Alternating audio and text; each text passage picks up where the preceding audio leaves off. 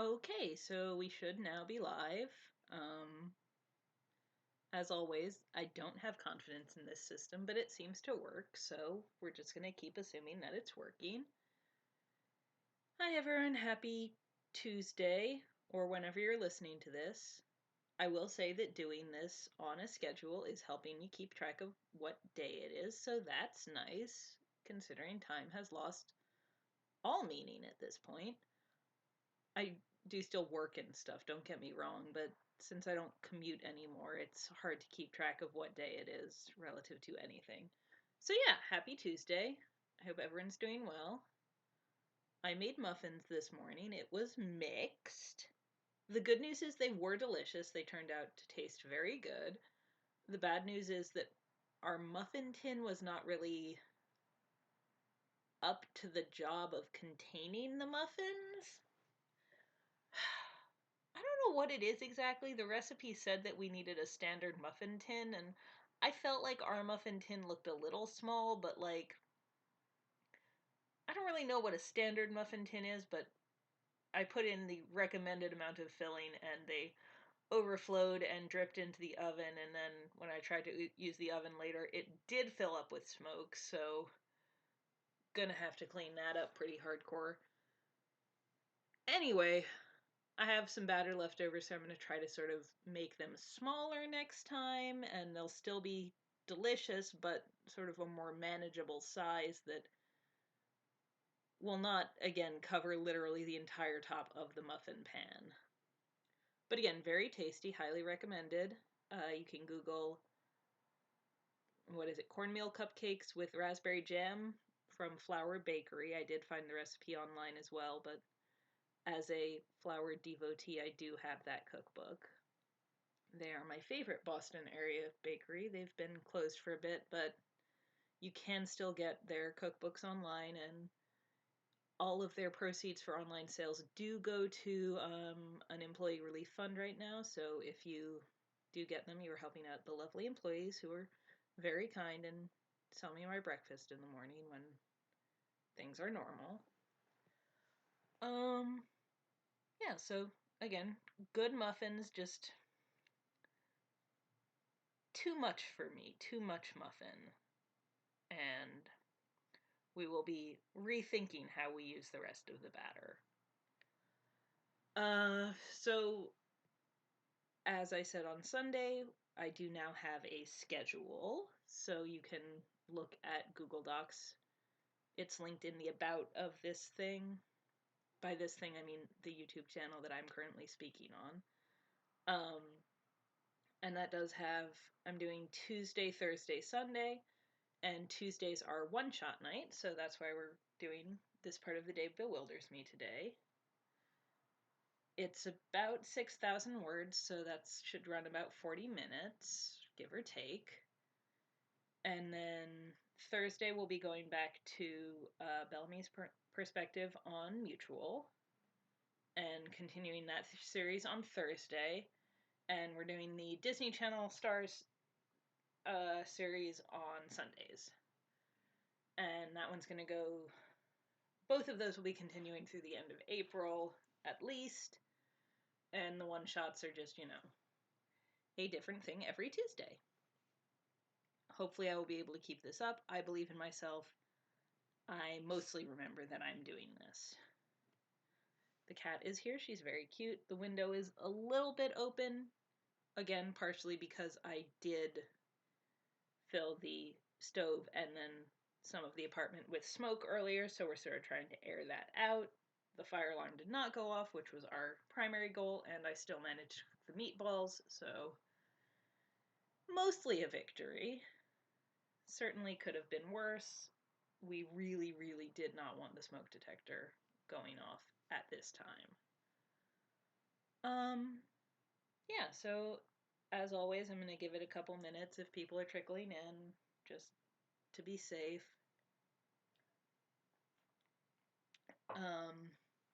No particular Animal Crossing updates. I am still trying to drive Rodney away. He still has not left. Someone else was like, "Oh, I'll leave your island today." And I was like, "No, I like you." I have not hit. I accidentally hit him with the net once because I was holding the net and tried to talk to him, but like, not the, you know, actual harassment campaign I've been waging against Rodney, who he gets mad at me, but he doesn't want to leave. So like, come on, Rodney, get it together, or yeah, pack up all your things and go. Leave my island paradise. Yeah, that again. He's terrible, and I hate him. Um, my dad's still doing pretty well in Hearthstone. I've been playing a little more, but not a ton. Um, my hair kind of smells like smoke, so that's a fun kind of vibe. Mm, we got delivery from our local grocery store. That was nice. They did accidentally give us someone else's bag, which was awkward, but we got that sorted out. And they gave us a ton of toilet paper, which we very much appreciated, and we should be set on that for a while. Wow, what a great note to end my blathering and get into the fic, but this is where we are. I have talked enough and killed the time. And both cats are now in the room, so I'm excited for the chaotic energy they will bring to this reading. Let's just launch in. So again, this part of the day bewilders me.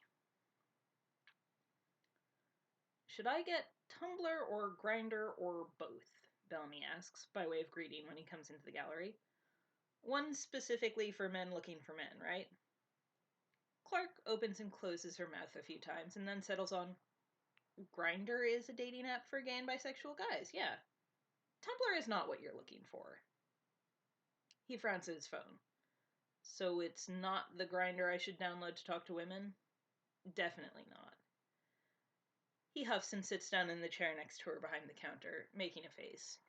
He's about as frazzled as always, hair an unruly riot of curls, 2-day-old stubbles looking like either the beginning of a beard or the end of a weed whacker accident, glasses crooked. Clark knew Bellamy in college as Octavia's hot older brother, and she remembers him back then as a cocky, somewhat vain guy, confidence and bravado in appearance masking his own insecurities. He still rocked the bedhead look, but it was artful, and he wouldn't have been caught dead in glasses. Growing up changes people, and parenthood does too. Clark's just as glad Bellamy seems to be on a constant upward trajectory. He just gets better and better. Why are you looking at dating apps? Octavia, he says, which makes sense. It had to be her or Claudia, and it seemed unlikely that his 6-year-old daughter was telling him to get on Grinder. I'm trying to convince her to get back out there, and she says she will if I will, so... He runs his hand through his hair, mussing it even further. I don't know. I could date, right? Bellamy had dated when they met. It had been a pretty major part of his life. He'd gone out and gotten laid and been a fairly regular guy, but then he'd gotten into a serious relationship, gotten married, and had a daughter, and that took first priority. It's probably been about 10 years since he was on the dating scene, and Clark has to imagine it looks pretty different from this side. You can do anything if you put your mind to it, she says, and he snorts. Thanks. He pushes up his glasses to rub his eyes, and Clark realizes he's actually stressed about this. It makes their stomach lurch. You think apps are a bad idea? I don't know. I guess it depends on what you're trying to do. Do you and Octavia have some kind of bet or pact or what? No, nothing like that. But she thinks it's hypocritical of me to tell her she should try dating again when I've been single for longer than she has and my wife didn't die. Wow, she really pulled the dead husband card? Apparently I'm that bad, yeah. I hate seeing her closing herself off. Yeah, I can see why she'd be annoyed by you saying that. I'm not closing myself off, he grumbles. I have a kid. It's hard to date with a kid. People don't want to date guys with kids. I'm pretty sure that's not universally true. And Claude's a good kid. That's not really what I'm worried about. Clark worries her lip. Okay, so do you want to date? I don't not want to date. Bellamy. I mean it, he says. It's not like I want to be single for the rest of my life. But yeah, I'm not dying of loneliness either. I could take dating or leave it. It does make a certain amount of sense, but there's something in his expression that makes Clark feel like that's not the whole story. So when he doesn't go on, she nudges his foot with hers. And?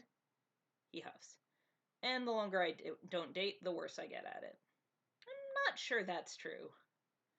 Feels like it. Do you know how long it's been since I've been on a date? She tries to do the math on his marriage. 8 years, give or take? Give or take. And a lot of that was, he sighs. Before Gina, a lot of those weren't dates. Honestly, I tripped and fell into a serious relationship, and I don't have a clue how to get another one. He's adorably forlorn, and Clark gives his shoulder a reassuring squeeze. He is, as always, incredibly firm. Okay, so dating apps are probably a good place to start. You can get Grindr and Tinder. Grindr might be mostly for sex. I'm not sure. I don't really do the swipe apps much, and obviously not the ones that are just for guys. Yeah, what's the deal with swiping? He asks. I don't really know how it works. Okay, just download Tinder and we'll figure it out. It can't be that hard. He gives her half a smile, and okay, it does suck a little. She adores him, and he's not interested, and now he wants to start dating other people. But maybe that's a good thing. It's easy to think about Bellamy as a potential romantic prospect when he's single, so his dating should help. He'll get a significant other, and then Clark definitely won't have even a remote chance with him, and she can move on. Do I need pictures? He asks, already in despair, and she has to smile. Don't worry, I've got you.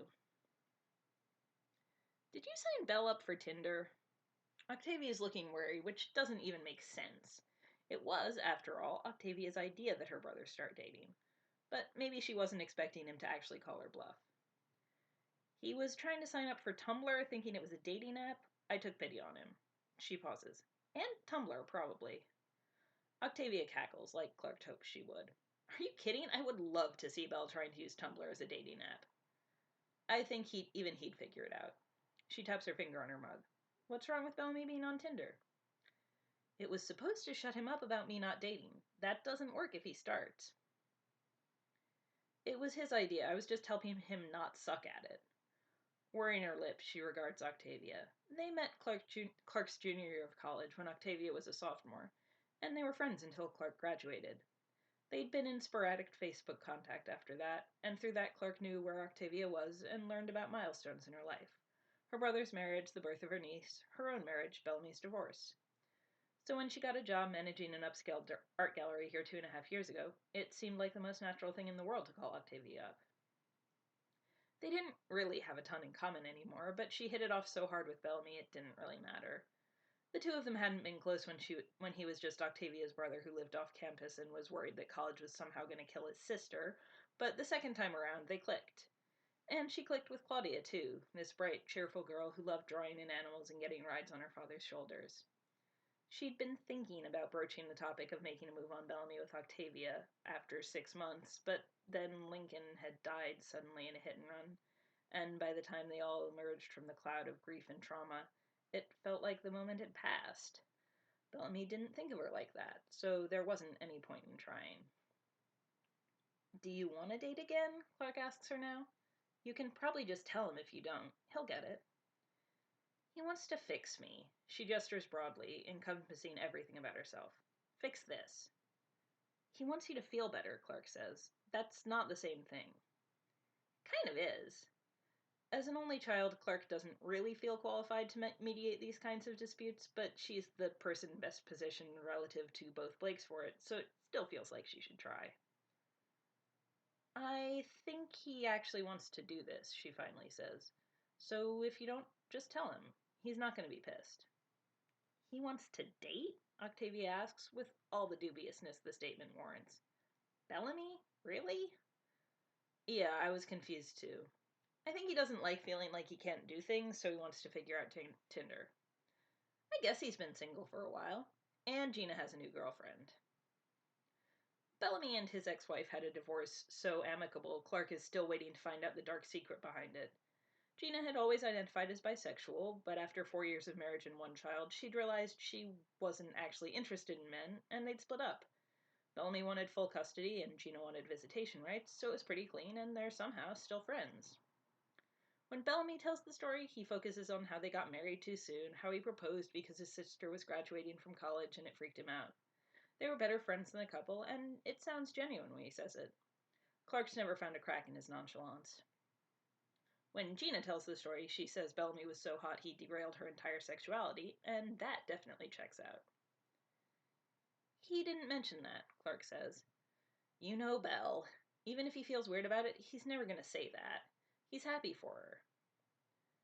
He is happy for her. It's not like he's lying. Octavia concedes the point with a huff and incline of her head, but she's clearly not pleased about it. They got divorced. Gina's not an asshole for having a new girlfriend. No, she sighs. If you tell my brother this, I will murder you in my sleep. In your sleep. It's not encouraging, but someone clearly needs to talk to her, and Clark is already here. Okay. I thought he was going to tell me he wasn't ready to date, and I wouldn't have to think about it. Now I have to deal with it, and if he finds someone, I probably will be a weird asshole. I liked that he wasn't moving on. It made me feel like I didn't have to either. But I can't tell him that, because then he won't, and I love him. I want him to be happy. So tell him you aren't ready to date and be happy for him, Clark says. It's not exactly what she's telling herself about the whole situation, but it's close. Besides, how successful do you really think your brother is going to be at Tinder? Yeah, that's true. He got a dick pic on Grindr and told them their lighting was shit and his daughter could have seen it and blocked them, so yeah. I'm not convinced it's gonna work. Yeah, Tinder might not be his thing, says Clark, smiling. Octavia smiles too. I do want something to be his thing. He's my brother, I love him. I want him to be happy. She exhales, nods like she's dismissing all her emotions and replacing them with more acceptable ones. Which she might be. That's how Octavia rolls. Thanks for talking me down. I could probably put talking Blake's down on my resume at this point. It's a real skill, Octavia agrees. I'd say keep me posted, but I don't really want to know how well he does with Tinder, so take care of him? It's the easiest and most difficult request in the world. But Clark still just raises her mug. Yeah, she says. Of course. On Sundays, Bellamy takes Claudia to the park near his house, and Clark joins them most weeks because she is, honestly, kind of a masochist. There is something uniquely torturous about spending time with Bellamy and his daughter in public, knowing that anyone looking at them will just unconsciously connect the mental dots of a family. Father, mother, child. But it's also her favorite day of the week. She wouldn't give it up for anything. Hi, Clark, says Claudia, opening the door while Bellamy is still putting on his shoes. Hey, Claude, how's it going? Good. Mom's got a new girlfriend. She's really pretty. Clark's eyes flick to Bellamy, and he gives her half a smile. She is really pretty. Raven Reyes. You know her, right? Clark blinks, surprised. Yeah, I do know her. I didn't know she was into women. Fluid sexuality is the future. He scoops Claudia up onto his shoulders, making her giggle. You ready to go? Ready! Claude is almost done with kindergarten and has a lot to say about it, which gets them through until the playground. Bellamy looks a little more human, like he usually does on Sundays, clean-shaven and better rested, and if he's having date-related anxiety, it doesn't show on his face. Still, once Claudia is settled in the sandbox and she and Bellamy have claimed a bench, she nudges his shoulder. How's Tinder going? He groans and leans back, closing his eyes. Jesus fucking Christ. You know we're in a children's playground right now, right? Yeah, that should give you an idea of how well it's going. I'm swearing at a playground. What's the problem? Everything. I don't know. Seriously, I forgot how to do this. Have you found anyone you like? How do I tell? When she looks unimpressed, he groans and drops his head back on the bench. Seriously, I have no idea. The whole swipe-based attraction thing is a nightmare. How do I know if I like them enough to swipe? What does that even mean? I think you might be overthinking this. He rolls his head to glare at her. Have you met me? It's probably kind of a dick move to smile, but he's really cute. Bellamy, stop stressing. This isn't a big deal. Matching with someone on Tinder is the romantic equivalent of accepting a Facebook friend request. How do you know? You said you don't use it. I googled some stuff. I thought you'd have questions. His smile is slow and a little smug, and Clark kind of hates him for looking like he does. How's she not supposed to be in love with him? You googled Tinder protocol for me? You clearly didn't do it for yourself, so someone had to. Get your phone and we'll check your matches together, okay? Can't be that hard. He gets his phone out of his pocket and shifts closer, stretching his left arm out on the bench behind her, and pulls up Tinder. Grindr, apparently, has already been deleted because he was afraid of Claudia seeing a dick pic by accident. Clark privately suspects that keeping up with one dating app is stressful enough for him, and he's just as glad to be down to just one. Too young, says Clark, as soon as he pulls up his first match. 23? 10 years younger than you. Probably not interested in Claudia. Also, seriously, 23. I'm younger than you are, and I'd feel creepy dating a 23-year-old. Yeah, okay. He swipes her away. How about this one? There's something kind of skeevy about leaning over Bellamy's phone, rating matches with him, but he does seem to feel better doing it with her. They find a few matches, send a few messages, and once they're done, he slumps over, dropping his head onto her shoulder. Sorry I'm a fucking mess, he says, and she smiles. Playground language. Seriously, I really appreciate it. We are rating attractive people on a phone, Bellamy. It's really not a hardship. No one else was doing it with me. And it's just going to get worse. Like you said, this is the easy part. Just imagine how bad it's going to be if I go on an actual date. However bad Bellamy is thinking it would be, Clark knows it would be so much worse than that, at least for her. It's some Cyrano shit, except that instead of helping Bellamy seduce someone she's into, she's going to be helping him find a significant other herself. But it's going to be good in the end. She'll get over the stupid crush. It's a positive. Before she can respond, Claudia rushes over and grabs her hand. I want to go on the swings. Come push. Say please, kiddo, says Bellamy, mild. Claudia arranges herself into sobriety. Clark, will you please push me on the swings? Sounds a lot better than this, Bellamy says, and Clark lets Claudia pull her up and off the bench. She catches him watching them, a fond smile on his face, and tries not to let her heart lurch. Is Dad okay? Claudia asks, jolting Clark's attention from her father. He's been acting kind of funny. She makes a mental note to tell Bellamy he's freaking his daughter out, but keeps her voice light when she responds to Claudia. Isn't he always acting kind of funny? Yeah, but weird funny. He's okay, Clark settles on. But I'll tell you if I think he's not. Okay, says Claudia, with the easy trust of a child. Hire, she adds, and Clark obliges. Definitely a good day, all things considered.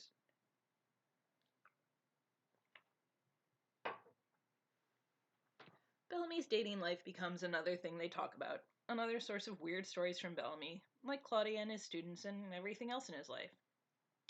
He texts Clark screenshots of chats that go wrong, and asks her if he's missing the meaning of certain slang terms, and freaks out about matching with a student who graduated from the high school his first year teaching there.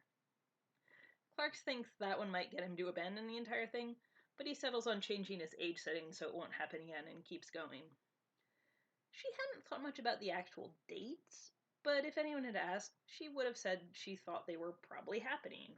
That's how Tinder works. That's his theoretical endgame. It was, in retrospect, ridiculous, because if Bellamy had been going on dates, he would have probably been texting her the whole time for advice, but, well, he's an adult. He's dated people before.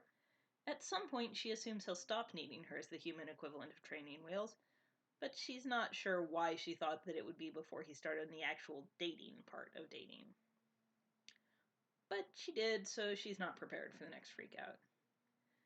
It's Thursday, about a month into summer vacation, and Clark is thinking about texting Bellamy about getting dinner, while also telling herself that she has other friends and she should probably hang out with one of them. Would be better, but she's not good at making herself believe that. Bellamy is always her first choice, as stupid as that is. So it's a relief when she hears Claudia's bright, familiar, "Hi, Clark!" She and Bellamy are a common sight in the gallery in the summer. Claudia takes swimming lessons at the YMCA down the street, so they usually stop by after to say hi when they're done. Those are Monday, Wednesday, Friday, though, and earlier in the day, so Clark's not sure what's happening here. But she's not objecting. Hi! She crouches down to catch Claudia as she launches herself in for her hug, but her eyes are on Bellamy. What are you guys doing in town? Gina and Raven are taking her out to dinner and a movie. Wow, date night, Clark teases. Fancy. We're a little early, so I figured we'd say hi, says Bellamy. He's looking a little shifty, so Clark just raises her eyebrows and he folds. I'm gonna be bored, so I was hoping you'd want to hang out with me. There we go, she says. I was actually about to text to see if you guys had anything cool going on. You can come to the movie if you want, says Claudia, magnanimous. I think we're gonna let you and Mom and Raven have some time to yourselves, Bellamy tells her. But thanks. I'm sleeping over at Mom's, she adds, pride clear in her voice. Clark smiles. That is going to be really fun. I'll make sure your dad doesn't get too jealous and lonely. I said he could come. Clark and I are going to watch R-rated movies without you instead, he teases.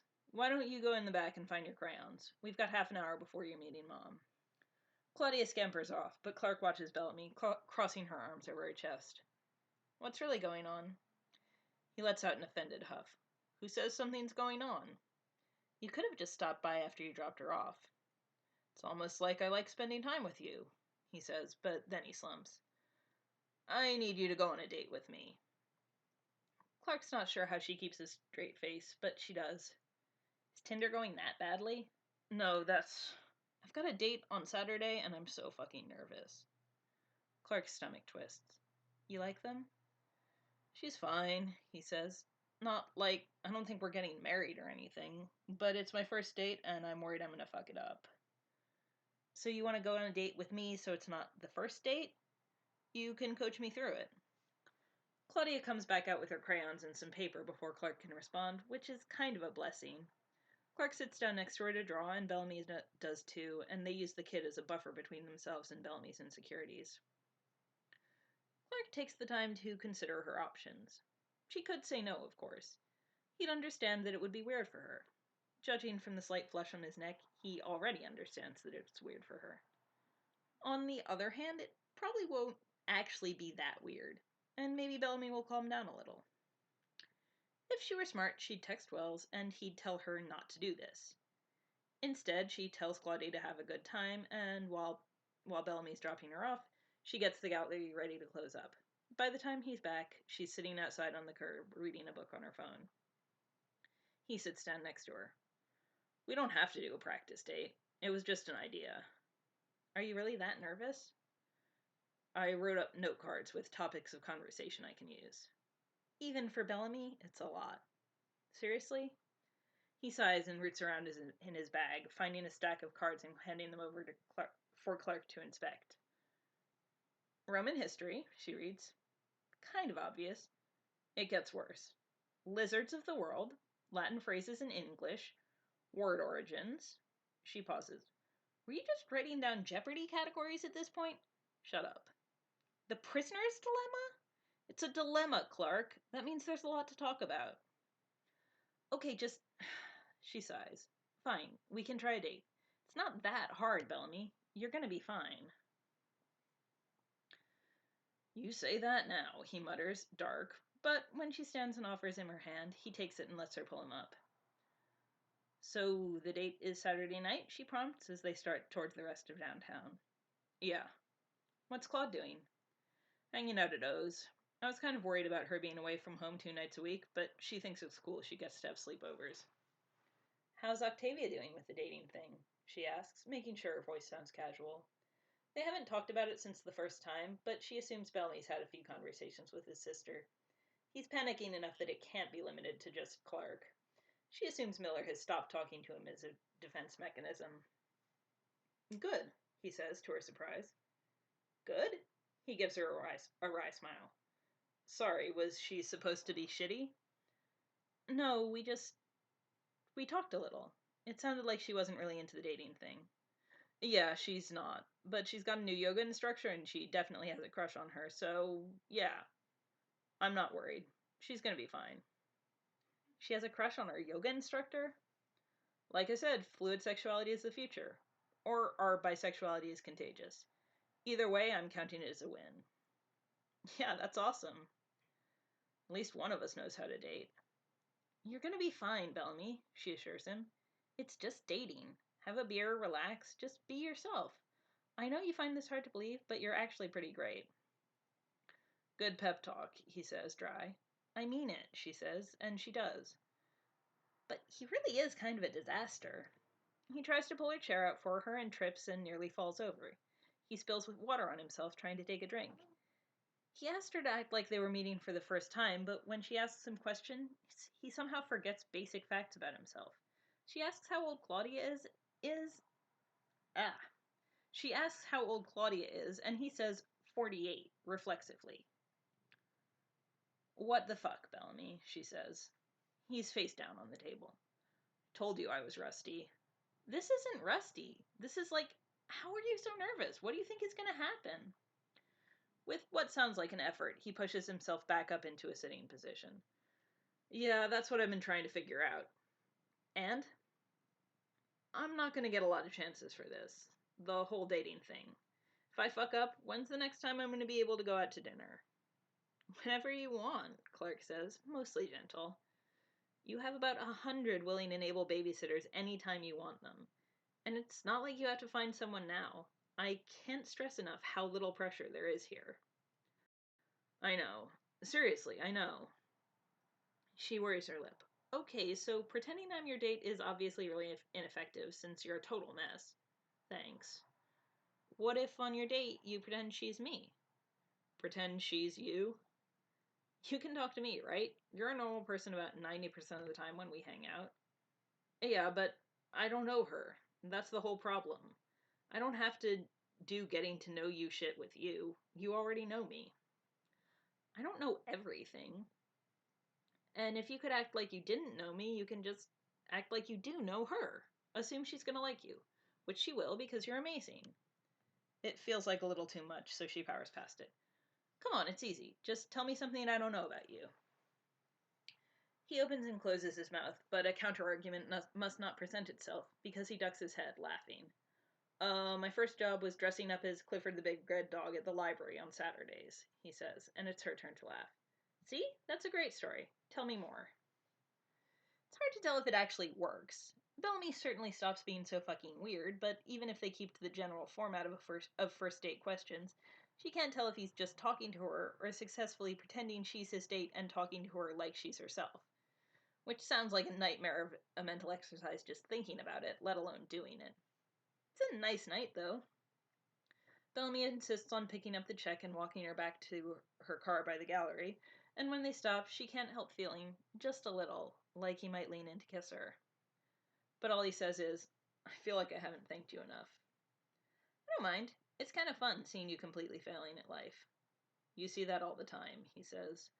I once walked into your gallery with my shirt on inside out and backwards and a sock in my hair. She laughs. Yeah, okay, but this is a lot even for you.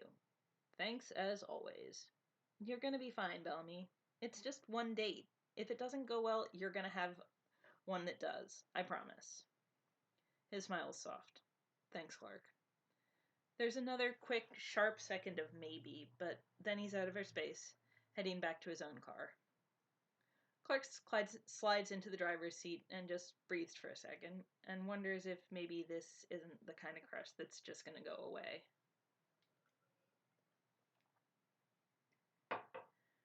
Bellamy does not live tweet his date experience to her.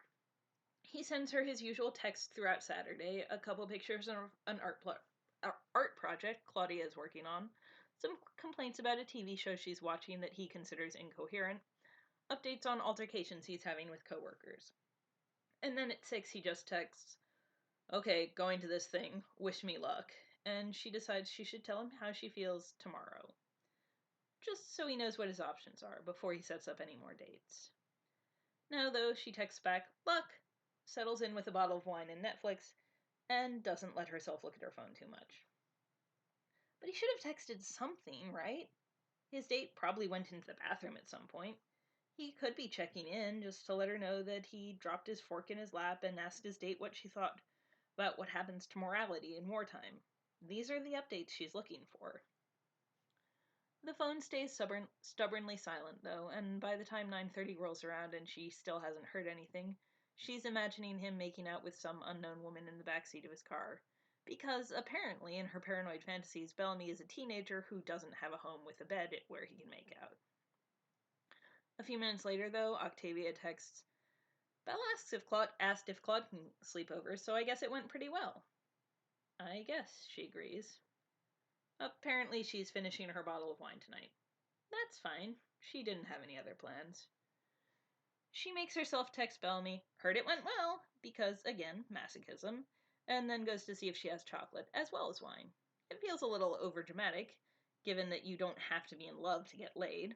Clark's had plenty of dates, including one Bellamy set her up on with Gina, that involved sex and no second date. But given how much Bellamy was freaking out, she can't imagine he'd just go home with the girl. Not unless it went really well. The doorbell rings while she's trying to figure out if she has the ingredients to make a mug cake for her sugar fix, and she nearly hits her head on the cabinet. Her first thought is, of course, that it's Bellamy, and her second is that that's ridiculous. Bellamy's the only person who really visits her without calling ahead, but he's busy tonight. It's probably a neighbor with an issue of some kind, and they saw her light on. It's definitely not a big deal. Nothing serious. Hey, says Bellamy when she opens the door. Hey, she says. She's in her pajamas, and it's not like he's never seen her in her pajamas before, but she feels stupidly aware of how he's all dressed up, slacks and a button-down, and his hair in some semblance of order. He put in his contacts, even. He went all out. Sorry, I should have, I got your text when I was driving. I didn't want to. Yeah. Your sister said she was keeping the kid for the night, so I wasn't really expecting you. Yeah, he huffs out a laugh. I can leave? It's enough to knock her out of her daze. Fuck, of course not. She takes his arm to tug him inside. How much food did you spill on yourself? Be honest. None, he says. It went fine. I actually tricked her into thinking I was a real person. So what are you doing here? He rubs the back of his neck. Being fucking awkward. Bellamy. I did the thing where I just pretended she was you and it worked, but fuck, Clark. I don't want to go out on dates with people and pretend they're you. Not when I could maybe, He wets his lip. Not if I could just go on dates with you to begin with? There is probably a better response to the whole situation than kissing him. Something involving words. But he looks so nervous and he smells so good and he's definitely asking her out, so all she can do is tug him down and kiss him. He laughs against her mouth, arms sliding around her, but it's only a second before he's settling in for the long haul, mouth warm and insistent against hers, hand pushing up under her camisole to settle on her back. I was going to ask you out tomorrow, she says, letting her own hands tangle in his hair, making it wild like she likes it. I didn't want to ruin your date tonight. Yeah, you already did, he says, grinning and leaning in for another kiss. I wish you'd ruined it sooner. Yeah, she agrees. Me too. On Monday, Bellamy and Claudia show up after swimming as usual. Claudia runs over her for a hug, and Clark swings her up into her arms for a second. She smells like chlorine and shampoo, and Clark already loved her, but it's so much more now. Everything feels like the best kind of too much right now. She and Bellamy agreed they wouldn't tell her quite yet. He'd clearly been a little nervous about making the suggestion, tripped over his tongue to assure her that it didn't mean he wasn't sure about dating her, and all Clark could do was laugh and kiss him and tell him she got it. It wasn't as if she was being introduced as a girlfriend. Claudia already knows and adores her. They should be careful about how they handle this. How was swimming? She asks, letting Claudia go and smiling at her. I learned the breaststroke, she says. Awesome. You want to go get your crayons? Yeah. Bellamy is lingering by the door, smiling. He has 2 days' worth of stubble, his glasses are crooked, and his t-shirt is somehow too large at the shoulders and too small at the waist. She hasn't told him she loves him yet, but she gives herself maybe a week before it slips out. Thought about dressing up for you, he says, with half a smile. But it seemed kind of pointless. I'm not going to fool you. She leans up for a quick kiss, heart turning over at the ease of it. She can just kiss him. She gets that. You don't need to fool me. This is what I want. Does that mean you also want to hear all the topics of conversation I got from Jeopardy last night? He teases, and Clark shoves him away gently. Jeopardy isn't even on Sundays. You've got nothing. I looked some up for you. Really? He shrugs, but he's still smiling. I thought you'd think it was cute. You seem to like when I'm kind of a mess. I do like that. She gives his hand a quick squeeze before Claudia gets back. You can tell me later, she adds, and he smiles. Yeah, he agrees. We've got plenty of time. Okay, that's the end of the fic, and as usual, the end of the live stream. I hope everyone had fun. I think the cat started sneezing a little in there. I don't know if you could hear it, but it was very cute. Have a good rest of your Tuesday, a good rest of your however long. Stay inside, wash your hands, stay safe, and I'll see you on Thursday.